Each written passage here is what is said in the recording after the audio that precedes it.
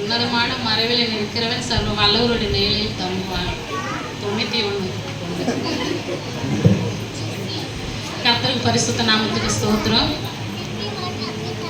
ஏசப்பா என் வாழ்க்கையில் நிறைய அற்புதங்களை செஞ்சுருக்கிறாரு. ஏசப்பாவுக்கு கோடான கோடி நன்றி.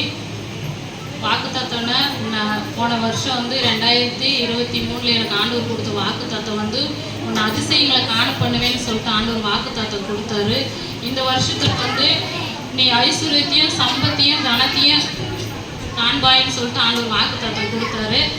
அந்த ஐஸ்வர்யத்தையும் வாக்குத்தத்தையும் நான் தியானிக்காரு இருந்தாலும் சரி, ஆனால் சர்ச்சில் வாக்குத்தத்தம் இந்த வருஷமும் உன்னை அதிசயங்களை காண பண்ணுவேன்னு சொல்லுதான் அந்த வார்த்தை வந்துச்சு.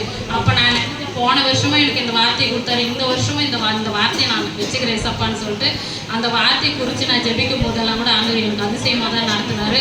போன வருஷம் கூட எங்களுக்கு கொஞ்சம் வீடு குறையாக இருந்துச்சு. கர்த்தர் இந்த வருஷத்தில் எனக்கு அந்த வீட்டை நிறைவாய் நடத்தி அந்த வீட்டில் குடி போகும்படி ஏசப்பா எனக்கு உதவி செய்தார். ஏசப்பாவுக்கு கோடான கோடி நன்றி.